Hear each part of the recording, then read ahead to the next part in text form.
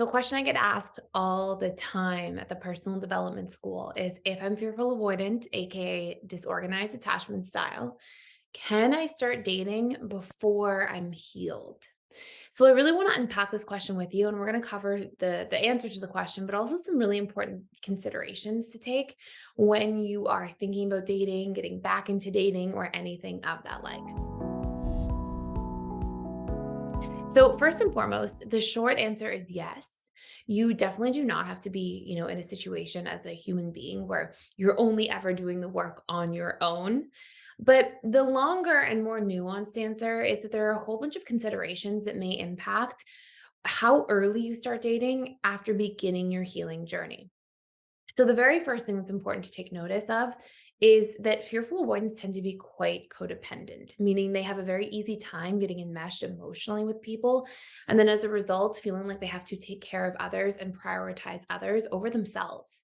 And so, if you know that you are fearful avoidant leaning anxious, perhaps, and if you look at your history of relationships and you see that there are so many times that you've operated codependently and deprioritized yourself because you're busy prioritizing other people's feelings and needs, and if you know that you struggle with boundaries, and so you might also, as a codependent, have a tendency to dive into romantic relationships in almost a mutually exclusive way to other areas of your life, almost as if like you get so focused on romantic relationships that when you start to form an attachment to somebody, your career ambitions fall off, your ability to manage your financial sector of life diminishes, your ability to show up as a good friend and be consistent in friendships or family relationships diminishes.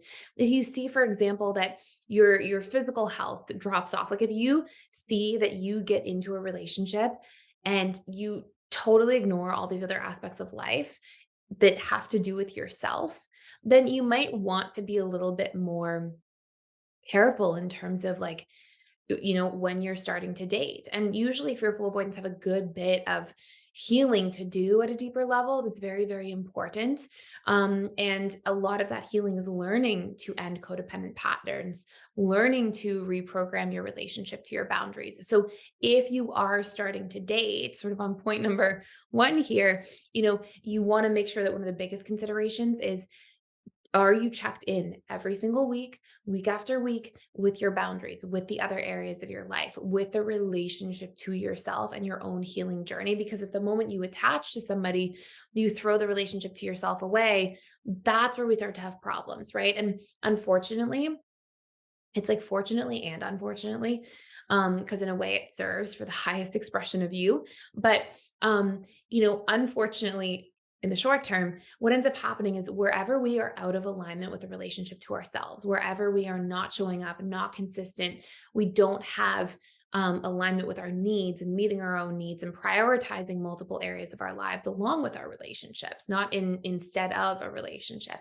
Wherever we don't have those things happening, you can bet that we are going to find ourselves falling into a place where we struggle, and that's going to show back up in our relationship. And I find over and over again that codependent individuals tend to put the most stress and pressure on their partner in a relationship around the needs that they are most compromised at meeting in the relationship to themselves.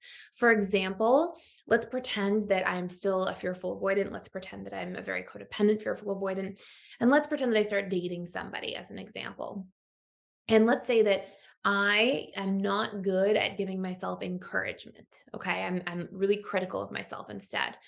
Generally, we put the most pressure on our partners or the people we're dating to fill the buckets of needs that we feel a sense of learned helplessness around. So I will be putting a lot of pressure on my partner to fill my bucket up through words of affirmation, encouragement, positive affirmations, these sorts of things, and being acknowledged and approved of and appreciated, but to the point where I may hunger for it so much that can put extra pressure on a relationship. Now, usually what you'll see with codependent individuals is that's not happening in one area, like encouragement. It's happening in a multitude of areas across a whole bunch of different places in life. And so we can actually cause unnecessary pressure to a relationship rather than a balanced interdependent dynamic where I can meet my own needs and you can meet some of my needs too. And we can have this nice symbiosis happening. And that's really where we get into interdependent ground. So these are just really important things to pay attention to.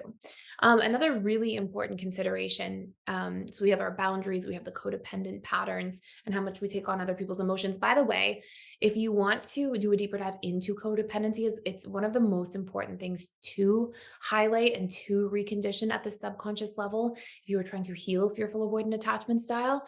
And so we have a course you can check out for free for 7 days called Ending Codependency and Enmeshment. And if you are a fearful avoidant and if you came from a home that was very enmeshed as well, where you were feeling very responsible for other people's emotions, other people's state of mind, you felt this urgency to prioritize other people emotionally kind of at the expense of yourself, you'll see that while it may seem like a nice dreamy thing at one level that you're so self-sacrificing, it actually isn't a healthy thing to bring into relationships long term, because if we don't know how to consider ourselves along with others in an equal, harmonious way, wherever we sacrifice ourselves, we resent someone else for it later as a general rule.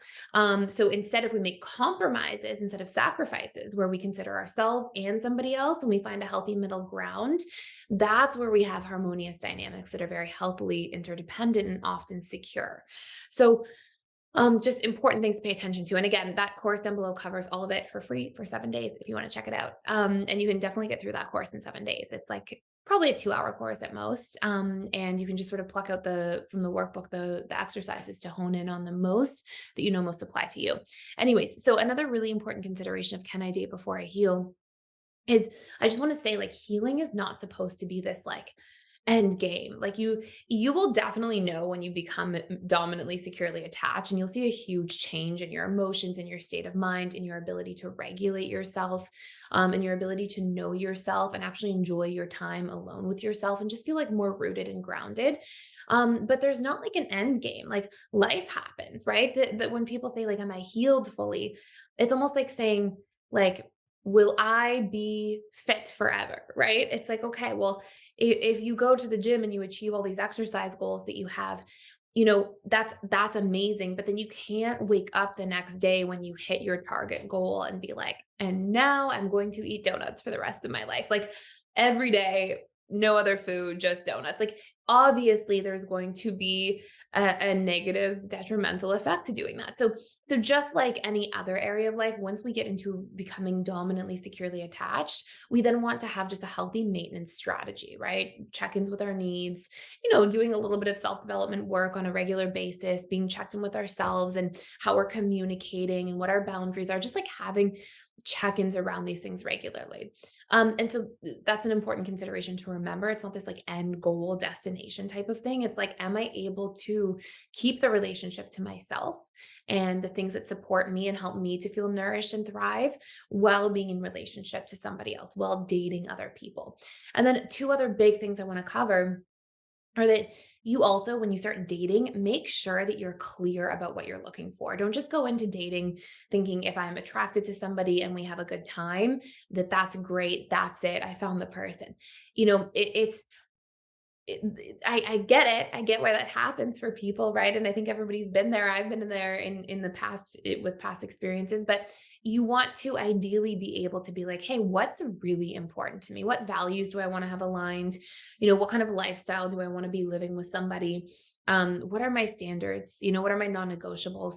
And be really clear about those things so that you can be dating consciously, not dating because of your subconscious patterns. And so much of what attraction is will be drawn, you'll be drawn to people based on your subconscious comfort zone in relationship to self, which is usually first programmed by the relationship you had to your parents, meaning you tend to be attracted at a subconscious level to people who mirror patterns from your parents, unless you're doing some kind of inner subconscious work. So we don't want to be on autopilot, because we usually also choose the patterns that have the biggest impact on us, which, because the subconscious mind hangs on to negative things more than positively oriented things. Like, you're going to remember the tiger's teeth if you saw a tiger instead of the tree that it stood beside, right? Like, because our subconscious hangs on to negative things more profoundly, those are more likely to comprise our subconscious comfort zone of what we're attracted to in other people.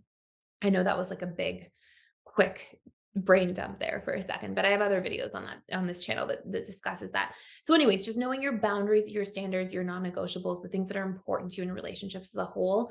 And last but not least, knowing your needs, what you need from a relationship, and how to communicate those needs. Because if you don't know what you need, you are going to find that you get into relationships with others and you don't have the literacy to share what you like or dislike. And you're going to find yourself instead, when we don't know our needs, we end up criticizing. So, when I don't know that I need support around the house, I say, you never support me, right? And it's like, hey, if I just said what I needed, it would be so much easier. So, just as an example, it makes it nice and clear. I just wanted to pop in here and let you know we are doing a 7-day free trial to the All Access Membership Pass at PDS, which means you get access to literally everything inside of the school. And this includes the 4 live webinars I do with our students every single week. And on top of that, you get access to all of our different courses. We have over 55 different courses on relationships, communication, boundaries, emotional mastery, guilt and shame, learning your needs, so many different facets that are really important to master our lives and feel really good about our lives going forward. And last but not least, there's a daily community event. We have trained facilitators and coaches who are in there doing that work, showing up to support you on your journey every single day. Please join me on the other side. Come check it out. See if it's a fit for you. I'd love to see you there. Go ahead and sign up by clicking the link in the description box below. I hope this makes sense. These are some important considerations. I definitely don't think that somebody has to put their life completely on hold. If you've listened to different shares I've shared personally on this channel, you'll know that I definitely went through a period of time when I was healing my FA attachment style that was very strong FA, that I did a lot of deep inner work and I did take a big pause and time out from dating. That worked very well for me at the time. But I also operate this way. Like, I tend to throw myself headfirst into things when I'm focused on them. And I get really set and kind of laser focused on things. And that has many benefits, but that also has drawbacks in certain ways. And that does not have to be everybody's path. So while that worked for me, it's absolutely not the only way of doing things or the only thing that I would recommend. As long as we have these considerations intact while we are pursuing our healing journey, as well as dating somebody, as long as we have these things top of mind, we're checking in regularly with these aspects of healing the relationship to self, you can be away to the races and have a thriving dating life on your path to thriving more as a future, soon to be securely attached individual. So I hope that makes sense. Again, you can check out that codependency course for free using the link down below. And thank you so much for watching and for being here. If you enjoyed this video or got value, I would love if you subscribe to the channel. I put daily content out for you literally every single day. And if you have any questions down below, please feel free to share them with me. Thank you for watching.